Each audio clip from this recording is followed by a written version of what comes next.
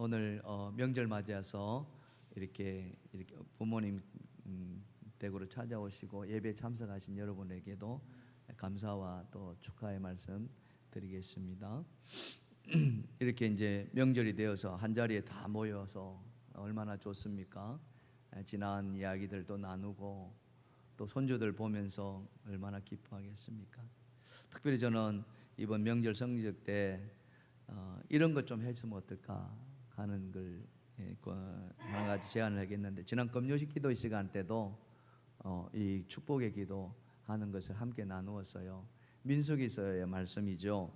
민수기서 6장 24절에서 26절의 말씀이거든요. 자, 같이 한번 우리 읽어봅시다. 시작. 여호와는 내게 복을 주시고 너를 지키시거나며 여호와는 그의 얼굴을 내게 비추사 은혜 베푸시거나며 여호와는 그 얼굴을 내게 향하여 드사 평강 주시기를 원하노라. 아멘. 하나님 모세를 통해서 대제사장이 있던 아론에게 이스라엘 백성을 축복하라고 이 기도문을 주셨어요. 성경 우리에게 말씀하시기를 너희는 왕같은 뭐래요?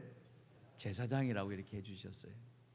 우리가 언제 제사장이 된 적이 있습니까? 그러나 예수 그리스도의 죽으심으로 말미암아 우리는 다 하나님께 직접 제사를 예배를 드리는 그런 제사장의 신분을 우리에게 주셨다는 거죠. 근데 놀라운 것은 하나님은 하나님으로부터 임하는 축복이 제사장을 통해서 흘러간다는 거 여러분 아시죠? 아멘. 오늘날 우리 가정의 제사장은 누구입니까? 여러분 믿음의 가장들이십니다.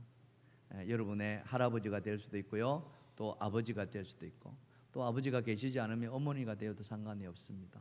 이번 명절에 가족들 모이면은 특별히 어린 손주들이 있으면은, 자녀들이 있으면은 그 아이들 앞에다가 내놓고 이렇게 머리에 손을 얹고 이 기도문을 이렇게 축복해 주시면 좋겠어요.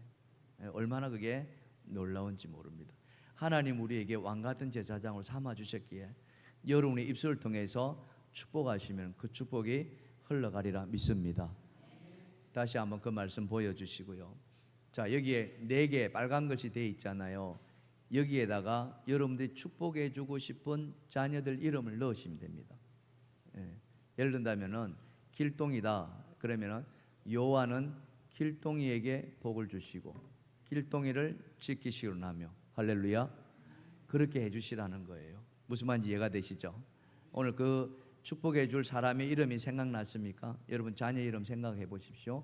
그 아이 이름을 넣어서 저렇게 한번 읽어봅시다. 다 같이 시작. 여호와는 가온이와 재온이에게 복을 주시고 가온이와 재온이를 지키시려나며 여호와는 그의 얼굴을 가온이와 재온이에게 비추사 은혜 베푸시오나며 여호와는 그의 얼굴을 가온이와 재온이에게 향하여 드사 평강 주시기를 원하노라. 아멘. 아멘. 여러 명이 있을 것입니다. 그럼 한꺼번에 하려 하지 마시고요, 하나하나 따로따로 해주세요. 그래 내가 받는구나 이렇게 생각. 무슨 말인지 이해가 되시죠? 이번 추석 명절에 꼭 이 시간 한번 이렇게 하시고 그런 것들 이렇게 딱 사진 담아 놓으세요. 그리고 나중에 보여주세요. 그러면은 아이들이 우리 아버지가 우리 할아버지가 나를 이렇게 축복해 주셨구나. 반드시 하나님의 은혜가 임할 줄 믿습니다. 그런 은혜 이번 추석 명절 잘 누리시길 바랍니다. 누군가를 사랑했고 또 누군가를 존경했고 허무했던 사람, 그 한 사람이 이 세상을 떠나면 슬픔이 찾아오기 마련입니다. 슬퍼하지 않는다면 그거는 뭔가 문제가 있죠. 더 사랑했고 더 허무했고 더 존경했다면 그 충격은 훨씬 더 컸을 것입니다. 여호수아가 모세의 죽음으로 그런 충격을 받았던 것을 우리는 알고 있습니다. 그런 여호수아를 하나님이 내버려 두지 아니하시고 찾아가셨지 않습니까? 그리고 위로해 주십니다. 뿐만 아니라 모세에게 준 그 사명을 다시 상기시켜 주셨습니다. 그 사명이 다른 것이 아니라 약속한 땅 가나안 땅을 차지하라 이거였습니다. 하지만 여호수아는 그 사명을 받기에 너무나도 버거웠는지 모릅니다. 힘겨워한 일이 있었던 것이죠. 그것이 바로 모세의 죽음이었습니다. 하지만 하나님은 그 여호수아를 향해서 뭐라고 말씀했습니까? 강하고 담대하라. 아멘.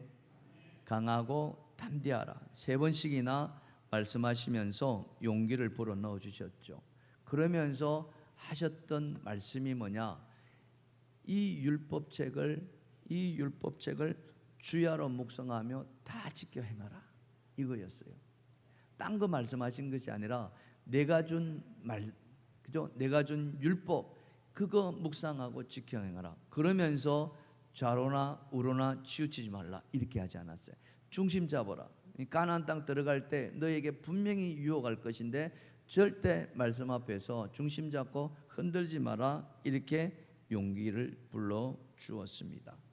그것만 했느냐? 그렇지 않았어요. 하나님이 그 다음 말이 너무 중요하죠. 네가 그렇게 하면은, 이거예요. 네가 그렇게 하면은 어떻게 해요? 네 가는 길이 평탄할 것이요, 네 하는 일이 형통하리라. 아멘. 아멘. 얼마나 큰 축복입니까? 네가 어디를 가든지 그 길이 평탄할 것이고 네가 무슨 일을 하든지 형통하리라. 이번 추석이 여러분 가정에 그런 평탄과 형통의 축복이 있기를 주님의 축복합니다. 축복합니다. 우리 옆에 분 쳐다보시고요. 우리가 추석 잘 보내세요 이런 말 하잖아요. 그게 뭐냐? 형통의 복이 임하십시오, 이거예요. 무슨 말인지 아시겠습니까? 우리 옆에 분 쳐다보시고요. 형통하십시오. 형통하십시오. 아멘. 막혔던 담이 열려지고, 그죠? 문제가 풀어지는 그런 은혜가 있기를 주님의 축원합니다. 축원합니다. 사실 이 말보다 더 큰 축복이 어디 있겠습니까? 네가 어디를 가든지 내가 너와 함께 할 것이고 네 가는 길이 평탄하게 될 것이고 네 하는 일이 형통하리라.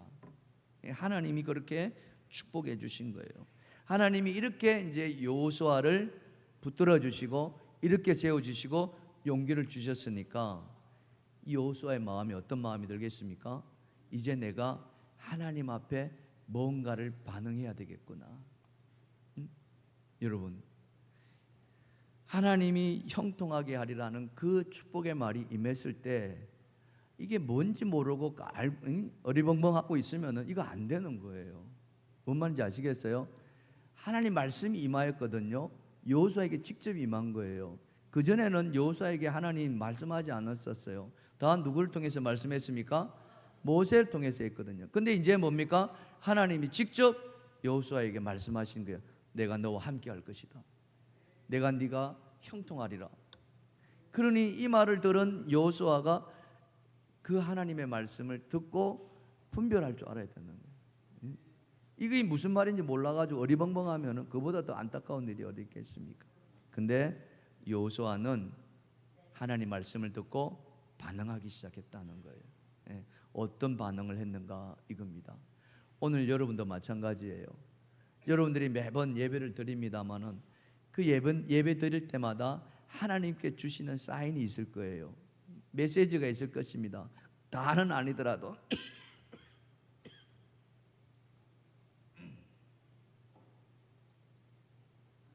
죄송합니다. 제가 아직 감기가 다 안 떨어져가지고 한 말씀만 기억하더라도요, 여러분 그 말씀에 반응하시기를 주님의 축원합니다. 아멘. 오늘 여호수아가 어떻게 반응했는가, 그게 여러분에게 은혜가 되기를 간절히 바라는 거예요.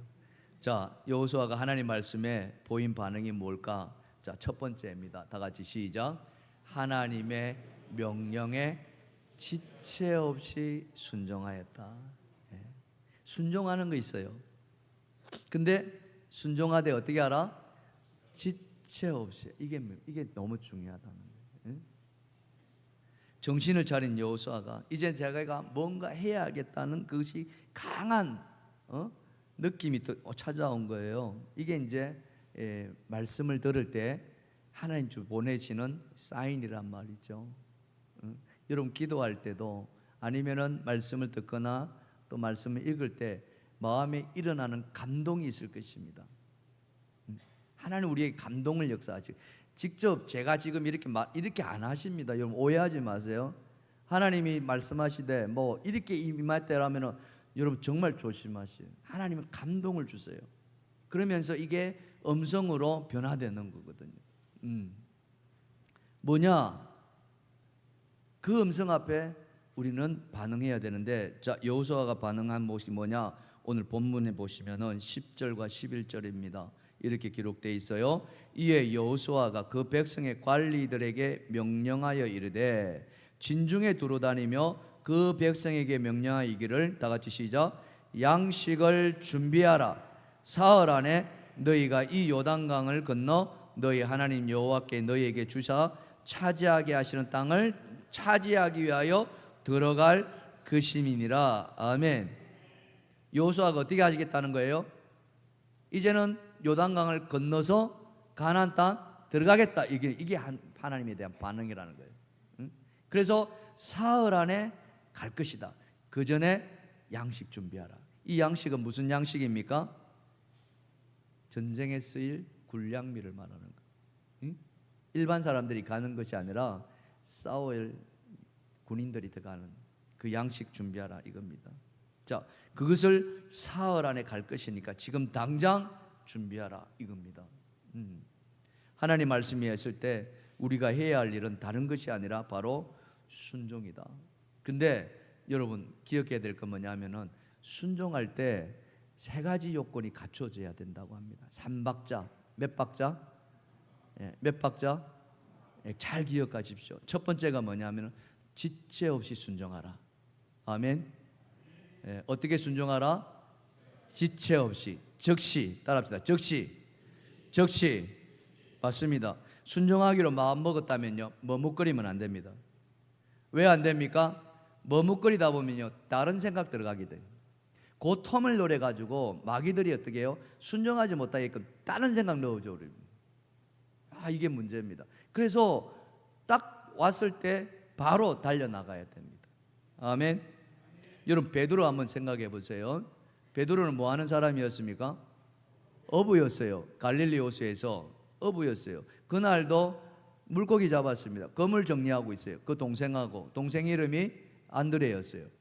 예수님이 그 갈릴리 호수까지 가가지고 베드로를 부르시죠. 어떻게 부르십니까? 베드로야, 나를 따라오라. 내가 너를 어떻게 해요? 사람을 낚는 어부가 되게 하리라. 설명도 안 해주셨습니다. 어떻게 사람을 낚는지, 그 사람 낚아서 뭐가 될 것인지 단 한마디도 하지 않고요, 나를 따라오라. 내가 너를 사람을 낚는 어부가 되게 하리라. 말씀해 보면요, 베드로가 그물을 버려두고 즉시 예수님을 따랐다 이렇게 나와요. 근데 여러분도 아시다시피 이 베드로가 가정을 가지고 있는 사람이었거든요. 베드로의 장모가 나오잖아요. 열병을 앓았던 베드로 장모. 예수님이 그 장모 집에 가가지고 열병을 고쳐줬다는 이야기가 나오잖아요. 그러면 이 베드로는 어때요? 가정을 가지고 있는 가장이란 말이에요. 이 가장이 밑도 끝도 없이 낯선 사람이 와서 나를 따라오라, 내가 너를 사람을 낚는 어부가 되게 할 때 자기의 그 모든 재산이라 할 수 있는 그물을 베르고 배를 버려두고 따라간다는 거, 여러분이 그 베드로의 아내였다면 찬성하시겠어요? 반대하시겠어요? 가만히 있으면은 반대고 끄떡끄떡하면 찬성이라고 하겠습니다. 가만히 있으니까 찬성하시겠어요? 반대하시겠어요? 아무 어느 누가 여러분 생각해 보세요. 아무런 그죠?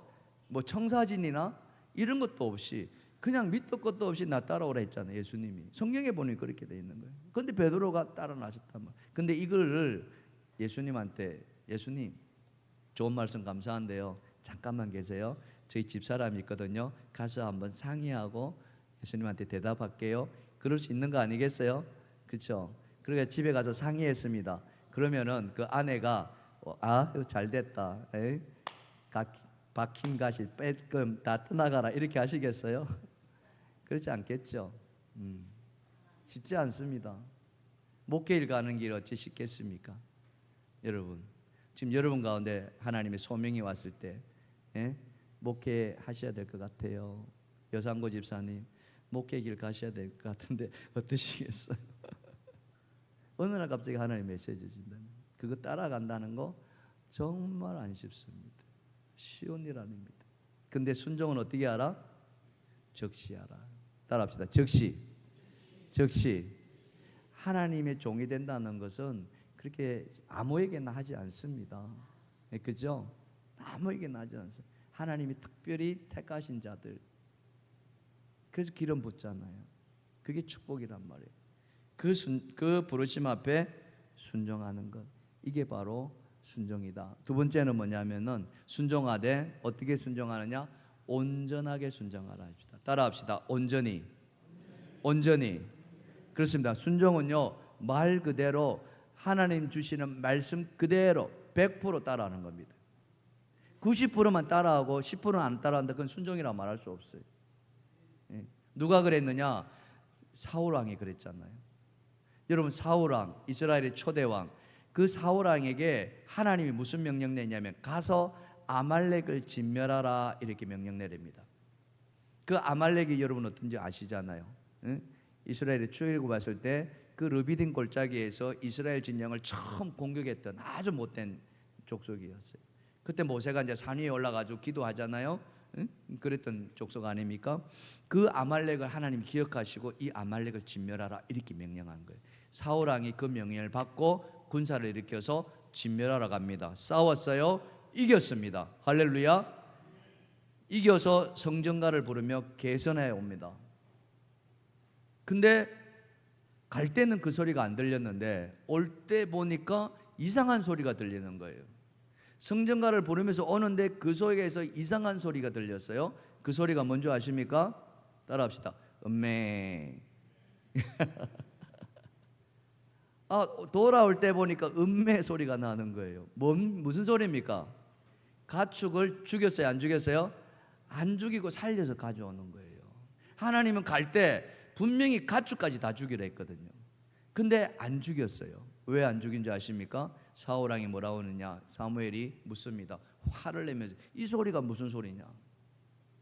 분명히 하나님 다 죽이는데 왜 이 짐승 소리가 나느냐 할 때 사울왕이 뭐라 했냐면은 백성들이요, 이 좋은 짐승을 잡아다가 하나님께 제사 드리고 싶어 한답니다. 그래서 살려왔어요, 이런 게. 언뜻 들으면은요, 좋은 짐승, 저게 짐승 전리품 아닙니까? 그거 잡아다가 하나님 영광 돌리면은 그것도 영광이 되겠네라고 생각할 수 있습니다. 그러나 하나님은 뭐라고 했느냐? 한 마리도 남기지 말고 다 죽여라고 얘기해요. 적의 것은 손도 대지 말라는 거예요. 그런데 딱 보니까 죽이기가 아까운 거예요. 그게 사람의 생각이거든요. 그래서 살려오면 옵니다. 여러분, 살려온 것을 다 제사 지내려 했겠습니까? 일부는 뭐 했겠어요? 자기들이 차지하려고 하잖아요. 심지어는 적장이었던 아각 왕까지도 살려고 하잖아요.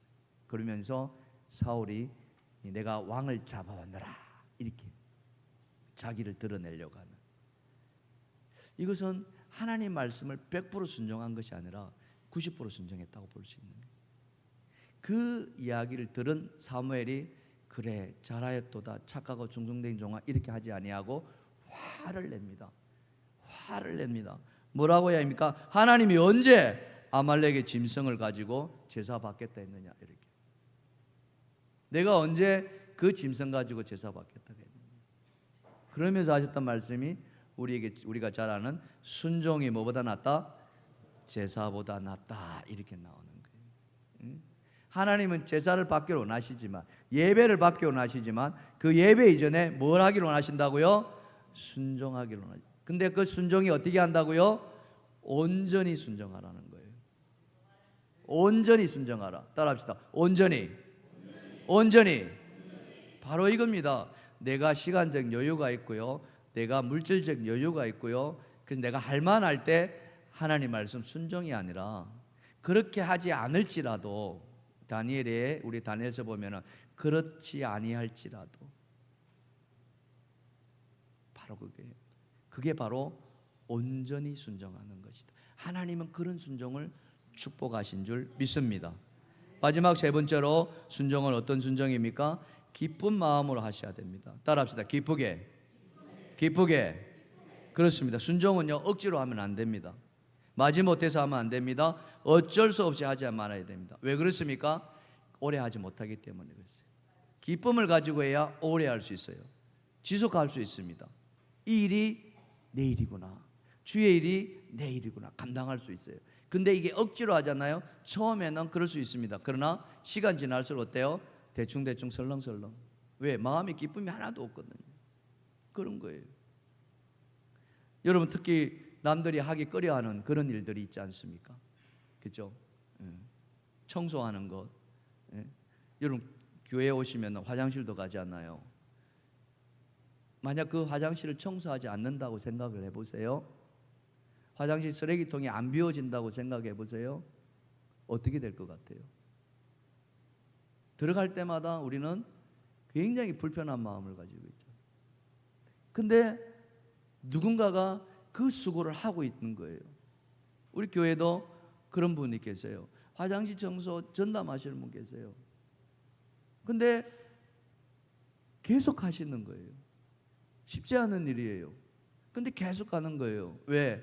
이 일은 내가 원해서 하기 때문에, 누가 시켜서 하는 일이 아니라는 거예요. 바로 그겁니다. 그래서 우리가 주님 앞에 순종해 나갈 때 내 스스로가 자원해서 기쁨을 가지고 해나가는 거죠.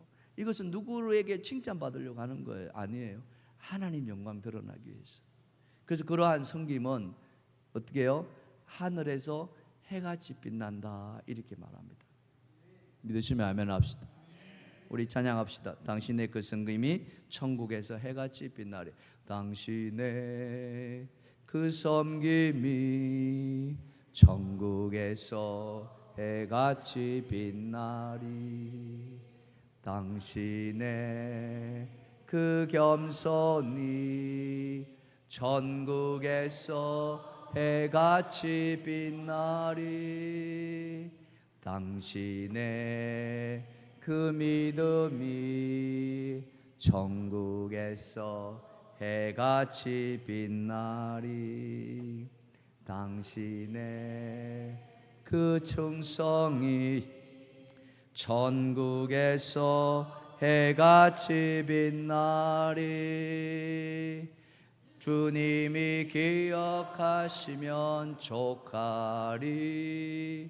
예수님 사랑으로 가득한 모습, 천사도 흠모한 아름다운 그 모습, 천국에서 해같이. 아멘. 우리 옆에 분 쳐다보시고요. 천국에서 해같이 빛날 것입니다. 시작. 아멘. 아멘. 여러분들의 그 섬김이 천국에서, 사람들은 못 알아줄 수 있어요. 그러나 하나님은 다 알고 계시다는 거예요. 우리가 그것 때문에 주님을 섬기는 거 아니겠습니까? 사랑하는 성도 여러분, 순종이 있는 곳에 우리 하나님께서 함께 하시는 줄 믿습니다. 여러분 하나님이 함께 하시면은 기적이 일어난 줄 믿습니다. 여러분 이스라엘 백성들이 요단강을 건널 때 그 요단강 물이 넘쳤다고 그랬어요. 사람이 들어갈 수 없었어요. 근데 이 하나님이 계를 든 제사장이 그 요단강에 발을 딛는 순간 어떻게 됐다 했습니까? 요단강 물이 멈췄더라. 기적이 일어납니다. 이스라엘 백성들이 그 여리고성을 돌기 시작합니다. 하루에 한 바퀴씩 돌기 시작합니다. 마지막 날 돌 때에 하나님은 그 여리고성을 어떻게 했습니까? 무너뜨렸습니다. 할렐루야. 기적이 일어나는 겁니다.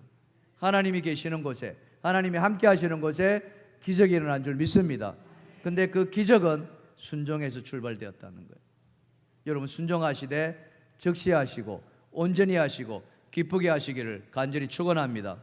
축원합니다. 이 모든 것이 우리 안에 임하시길 바라고, 여러분 삶에 그와 같은 기적들이 일어나서 이번 추석에도 그렇게 행복한 시간들이 여러분 삶에 채워지기를 간절히 축원합니다. 자, 두 번째, 그러면은 여호수아가 보인 반응은 뭐냐? 자, 두 번째 다 같이 읽어봅시다. 시작.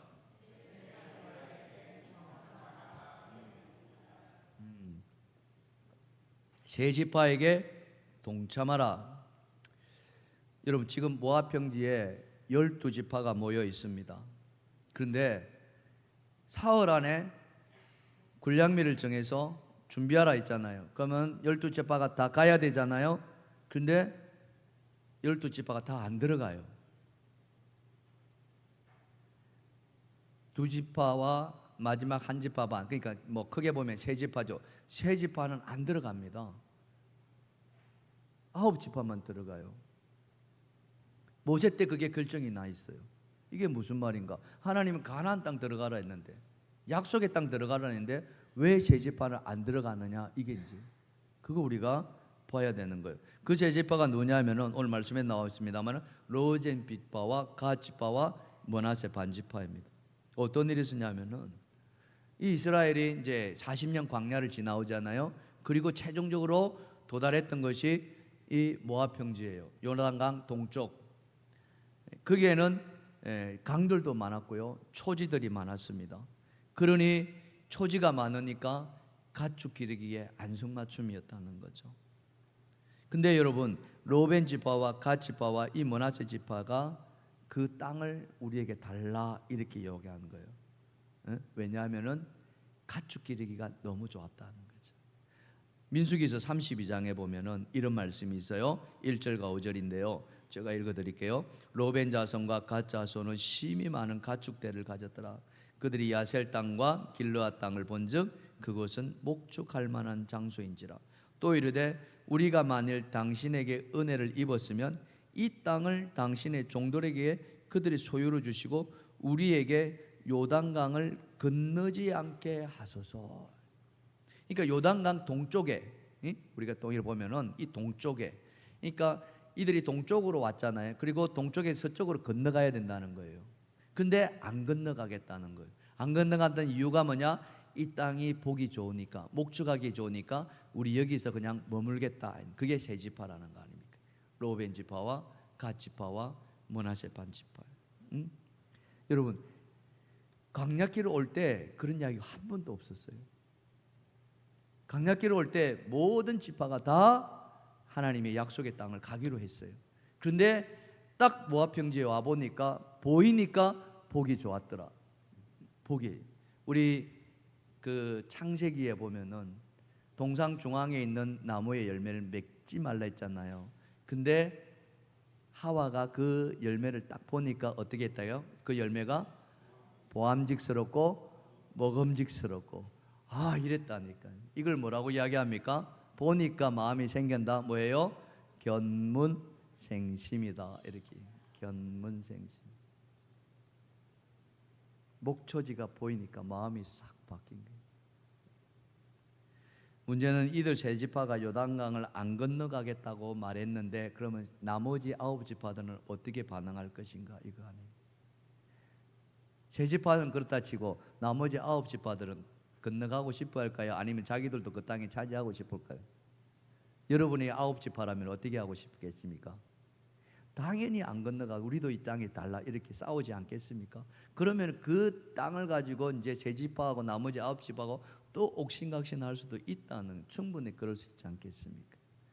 그죠? 그런 여지가 있을 수 있습니다. 그런데 그렇지 않았다는 거예요. 성경에서 그 세 지파가 땅을 차지하는데 싸웠다는 이야기 한마디도 없습니다. 왜 그런 줄 아십니까?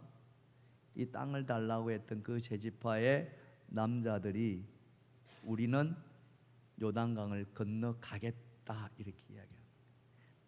나머지 9지파들이 건너갈 때 우리가 앞장서서 가서 선봉이 되어서 우리가 싸울 것이다.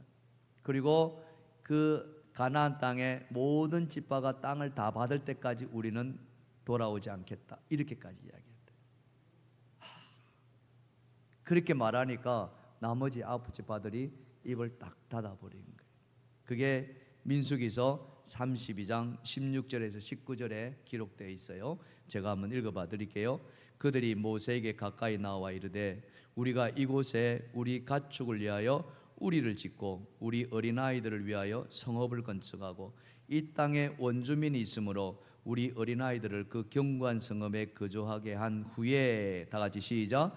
우리는 무장하고 이스라엘 자손을 그것으로 인도하기까지 그들의 앞서가고, 이스라엘 자손이 각 기업을 받기까지 다 같이 우리 집으로 돌아오지 아니하겠사오며 우리는 요단 이쪽 곧 동쪽의 기업을 받사오되 그들과 함께 시작 요단 저쪽에서는 기업을 받지 아니하겠나이다. 이 말 했다니까요. 꼼짝 못하게 우리가 이 동쪽의 땅을 받는데 그것만 받는 것이 아니라 우리가 먼저 앞서갈 것이고 요단강 건널 때 제일 먼저 갈 것이고 가나안 들어갈 때 제일 먼저 앞서갈 것이고 또 땅을 다 차지할 때까지 돌아오지 않을 것이고 요단강 서쪽에는 아예 쳐다도 보지 않겠다. 바로 이런 거예요. 이 말을 딱 하니까 9지파들이 다 그 말을 수긍하는 거예요. 여호수아는 그 말을 기억했습니다. 왜? 이거는 모세 때 한 말이거든요. 이제 리더십이 바뀌었잖아요. 모세는 죽었어요. 여호수아가 리더가 되었잖아요. 여호수아는 그것을 기억하고 이 세 지파에게 명하는 겁니다. 이 세 지파에게 동참하라. 우리가 이 요단강을 건널 때인데 너희가 약속했던 그 말을 너희가 지켜 행하라 이거예요. 그게 오늘 14절 나오는 말씀 아닙니까? 자, 14절 다 같이 한번 읽어봅시다. 시작. 너희와 저자와 가축은 모세가 너희에게 준 요단 이쪽 땅에 머무려니와 너희 모든 용사들은 무장하고 너희 형제보다 앞서 건너가라 이렇게 나옵니다. 이 말을 받은 세 지파가 어떻게 합니까? 오늘 말씀에 보면 순종합니다. 순종하는 거예요. 모세에게 순종했던 것처럼 우리가 당신에게도 순종하겠습니다. 이게 은혜예요. 근데 여러분 정말 중요한 것이 있다면 왜 여호수아가 다른 걸 제쳐놓고 이것을 명했느냐? 왜 동참하라고 했느냐? 그것은 뭐냐? 하나님 나라는요 한 사람도 예외가 없다는 거예요. 열애 없다는 거예요. 이런저런 이유 다 있습니다. 그렇지 않아요? 그런데 하나님 일을 해나갈 때는 다 하나가 되라. 바로 하나됨을 강조하는 것이다. 이겁니다. 그래서 세 지파에게 너희가 약속한 대로 지켜 행하라고 이야기한 것입니다. 여러분 가만히 한번 생각해 보세요. 우리 가정에서 그렇잖아요. 이 가정이 권위가 세워져 있으면은 그 가장의 말에 모든 식솔들이 다 순종합니다. 그렇죠? 근데 가장의 권위가 서이지 않는 가정들은 말하면 어때요? 다 따로따로예요. 그럴 때 가장의 마음은 얼마나 무너집니까? 여러분 한번 생각해 보십시오. 아버지 따로, 엄마 따로, 자식 따로, 다 따로따로. 마치 배가 산으로 오르는가 다를 바가 뭐가 있냐 이거죠. 여러분 그렇게 해서는 안 되지 않습니까? 될 집안은 그렇지 않습니다. 아버지가 말합니다. 할아버지가 말합니다. 그러면 그 말에 다 순종하는 집. 여러분 이번 추석이 그런 은혜가 있기를 주님의 축복합니다. 여러분 어르신들이 이렇게 하자 그럴 때 좀 내 마음에 들지 않더라도 다 따라 하시길 바랍니다. 그렇게 따라하는 걸 누가 봐요? 어린 자녀들이 다 보게 본대로 따라하게 돼 있어요. 여러분들이 만일 거역하잖아요. 그럼 자녀들이 성장해 가지고 똑같이 거역합니다. 그때 가서 후회 안 될 소용이 없다는 거죠. 이번 추석에 정말 여러분의 집안의 가정에 그 말이 권위가 세워지고 다 일사불란하게 화목한 그런 은혜가 있기를 주님의 축복합니다. 우리 교회는 다릅니까? 교회도 다르지 않습니다. 직장도 마찬가지입니다. 여러분 사업체도 마찬가지입니다. 다 하나가 되어야 됩니다. 그렇게 하나가 될 때 어때요? 하나님이 그곳에 힘을 실어 주실 줄 믿습니다. 일을 잘하고 못하고는 그 다음 문제예요. 그죠? 마음의 문제다. 마음이 있는 곳에 우리의 몸도 따라가고 있습니다. 마음이 없으면요 몸이 아무리 해도 안 따라가지는 거죠. 바로 그렇죠. 하나님 일이라는 게 바로 그렇습니다. 오늘 이스라엘이 요단강을 건너 가나안을 향해 진군에 들어가고자 했을 때 여호수아는 단 한 지파도 예외가 없다. 다 동참하라. 이미 요단강을 건너기 전에 땅을 먼저 받았던 그 르벤 지파, 갓 지파 므낫세 반지파에도 예외가 되어서는 안 된다라고 선포하신 거예요. 그 세 지파에게 동참을 했을 때 세 지파는 이렇게 응답했어요. 오늘 본문 16절입니다. 그들이 여호수아에게 대답하여 이르되 당신이 시작 우리에게 명령하신 것은 우리가 다 행할 것이요 당신이 우리를 보내시는 곳에는 우리가 가리이다. 아멘. 할렐루야. 아직 여호수아가 그죠? 모세의 후계자가 되어서 뭔가를 한 것 하나도 없어요. 아무것도 없어요. 지금까지 모세가 다 이끌어왔단 말이에요. 새로운 리더십입니다. 바뀌었어요. 이전 것은 지나갔어요. 그랬을 때 그 백성들이 오늘 이 말씀 우리에게 명령하신 것은 우리가 다 행할 것이다. 왜 이런 말이 나옵니까? 그 마음속에 하나님의 은혜가 임하셔서 순종의 축복을 주셨기 때문에 이 여호수아를 하나님이 세우셨다는 것을 그들은 받아들였다는 거예요. 그겁니다. 여호수아가 훌륭해서가 아니라 여호수아가 위대해서가 아니라 하나님이 모세를 통해서 기름 붓게 만들어요. 그러면은 하나님의 은혜가 여호수아에게 임할 거라는 것을 이들은 알았다는 거예요. 여러분의 가정에 여러분의 제사장들이 계실 것입니다. 하나님은 그 제사장들을 축복하시고 권위를 세워주셨을 거예요. 그 제사장이신 그 가장을 여러분 가족들이 세워주십시오. 그럴 때 하나님의 축복이 여러분에게 임할 줄 믿습니다. 우리의 신앙 공동체는 그렇게 해야 됩니다. 우리의 가정이 믿음의 공동체, 신앙 공동체가 되어야 되는 이유가 바로 그런 것이에요. 지난날에 우리가 받았던 은혜를 한번 생각해 보십시오. 받았던 복을 한번 세워 보십시오. 얼마나 크던가요? 나 같은 자를 예수를 믿게 하시고 나 같은 자를 구원의 연청 속에서 하나님께서 축복해 주지 않았습니까? 이렇게 되었을 때 우리가 해야 할 일은 다른 것이 아니다. 하나님 말씀 앞에 우리가 순종으로 나아가는 것이 그런 은혜. 우리 교회도 마찬가지 아닙니까? 교회도 주님의 일을 해나가죠 할 때 모든 성도들이 부족하지만 내가 미약하지만 주님 저를 서시겠다면은 내가 주님 앞에 내 삶을 드리겠습니다. 이 얼마나 큰 아름다운 축복입니까? 특히 어려운 일 당했을 때 정말 한 마음이 되어서 위로해 주시고 격려해 주시고 기도해 주시는 거 얼마나 큰 힘이 되는 줄 몰라요. 이번에 우리 정윤자 권사님 그 남편 하나님 부르심을 받고 3일간 또 이렇게 장례 치렀지 않습니까? 근데 참 제가 많이 이번 장례에도 은혜가 참 많이 되었어요. 왜 은혜가 많이 되었냐면은 우리 성도님들이 정말 마음을 다해서 우리 정 권사님 위로해 주셨다는 거예요. 제가 이 교회 와서 여러 번 장례 치렀는데요. 마지막 천국 완성 예배, 그죠? 발인 예배 때 교회 차가 모자라 가지고 넘쳐났던 적 한 번도 없었거든요. 다 위로 예배 때는 많이들 가시거든요. 첫날이고 하니까 발인 예배, 그러니까 입관 예배 때는 더 적게 오고 마지막 천국 완성 때도 더 적게 옵니다. 근데 이번에는 그렇지 않더라는 거예요. 우리 교회차 타고 갔는데 거기 12명 타면 빽빽 하거든요. 13명, 14명 타고 갔다니까. 그것도 모자라가지고 또 막 부교육자 차를 타고 막. 그게 제가 은혜가 돼요. 하나님 사랑이 이곳에 있구나. 얼마나 감사한지 몰라요. 우리 권사님에게 그것이 또 위로가 될 줄 믿습니다. 어려움 당했을 때 마음을 합쳐줘.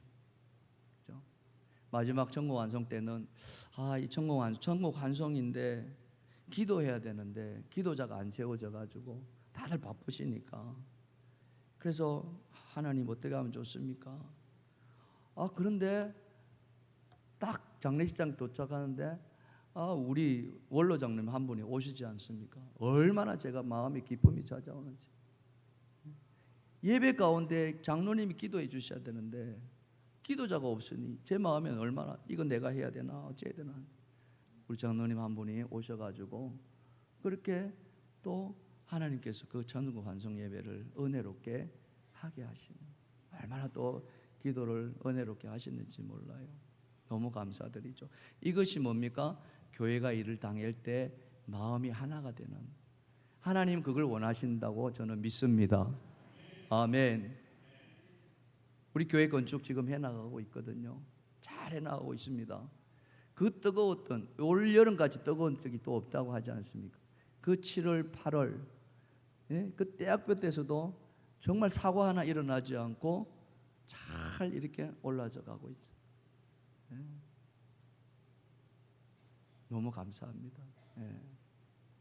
여러분들 다 그게 무엇이겠습니까? 그게 바로 111 기도에 여러분들이 나오셔가지고 그렇게 기도하신 그 은혜를 하나님께서 우리에게 갚아주시는 거 아니겠습니까? 앞으로 이제 3층 지금 올라갈 거거든요. 더 많이 기도가 필요합니다. 여러분, 그 111 기도 우리 구역에 맡았을 때 내 삶을 하나님 앞에 올려드리면서 기도에 동참해 주시기 바랍니다.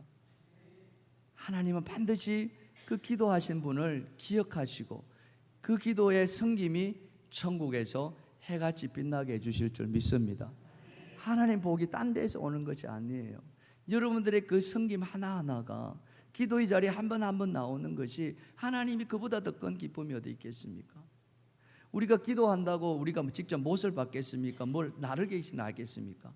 그런데 하나님이 그 은혜를 하시고 사고 없이 안전하게 지켜주시. 우리의 기도가 이 건축을 끝까지 다 책임져 주리라 믿습니다. 여러분 그런 기도 해주시면 고맙겠어요. 모세의 죽음으로 정말 시리에 빠졌던 여호수아를 하나님이 다시 일으켜 세워주셨습니다. 담대하라, 강하라, 내가 너와 함께 할 것이다. 네가 가는 길이 평탄하게 될 것이요 형통하게 되리라. 그 말씀에 여호수아는 반응했습니다. 어떻게 반응했습니까? 즉시 지체 없이 온전하게 기쁨을 가지고 순종했습니다. 할렐루야. 하나님은 그 순종, 그 순종에 기름 부어 주실 줄 믿습니다. 뿐만 아니라 이 하나님의 일에 한 지파도 예외 없이 모두가 다 동참하라고 하나님은 요청하고 계십니다. 오늘 우리에게도 마찬가지입니다. 우리의 가정도, 우리의 직장도, 우리의 사업체도 뿐만 아니라 우리 교회도 모두가 다 한 마음이 되기를 주님을 축원합니다.